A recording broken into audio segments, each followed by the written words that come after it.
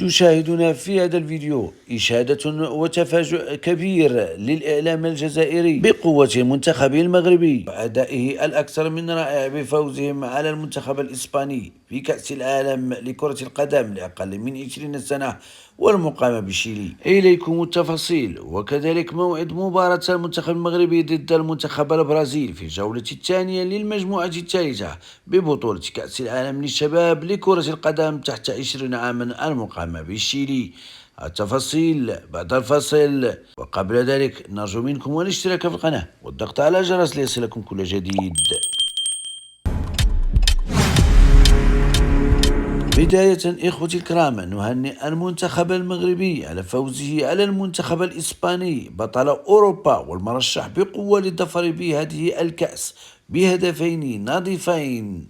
وقد أبدى الإعلام الجزائري انبهاره وإشادة بالتنظيم المنتخب المغربي، حيث أنه ظهر بمستوى فني عالي. كما أكدوا بأن المنتخب المغربي يستحق الفوز عن جدارة واستحقاق، وقد تحكم بكل أطوار المقابلة وتميز بالتنظيم الدفاعي وكذلك الكثافة الهجومية وضغط مستمر. الإعلامي في قناة الهداف أكد بأن فوز المنتخب المغربي على منتخب قوي مثل إسبانيا يدل على أن التكوين والطاقم الفني المغربي يقومان بعمل متقن. أما الإعلامي الثالث فقال بأن الفوز على المنتخب الإسباني معروف بأسلوبه الفني الجميل وهجماته المرتدة، يتطلب تركيزا كبيرا وتحكما في الأعصاب خاصة في اللحظات الفارقة، وهذا ما يتمتع به المنتخب المغربي. أما عن المقابلة الثانية برسم الجولة الثانية للمجموعة الثالثة ببطولة كأس العالم للشباب، المغرب سيواجه البرازيل، حيث سيسعى المنتخب المغربي لتحقيق فوزه الثاني على التوالي بعد أن استهل مشواره بفوز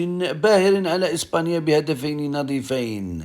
ويتصدر المغرب إذن المجموعة الثانية برصيد 3 نقاط، يليه المكسيك والبرازيل بنقطة وحيدة، وإسبانيا في المرتبة الأخيرة بدون نقاط. ويتطلع منتخب البرازيل الذي تعادل مع المكسيك بهدفين لمثلهما والفائز باللقب العالمي 5 مرات إلى تحقيق الفوز الأول ضد أسود الأطلس، والذين يشاركون للمرة الرابعة وحصلوا على المركز الرابع عام 2005. المنتخب المغربي والمنتخب البرازيلي سيلعبون بنفس التشكيلة التي لعبوا بها المقابلة الأولى. مباراة القمة المنتخب المغربي ضد منتخب البرازيل ستقام يوم الجمعة المقبل 2 أكتوبر على ملعب خوليو مارتينيز بارادونس الوطني، وستنطلق المواجهة على الساعة 2 فجرا بتوقيت قطر والسعودية ومصر، ويوم الخميس منتصف الليل بتوقيت المغرب. مباراة المغرب والبرازيل ستنقل مباشرة على بين سبور ليبر. إخوتي الكرام، سؤالنا لهذه الحلقة: من سيفوز بهذه المقابلة، المغرب أم البرازيل؟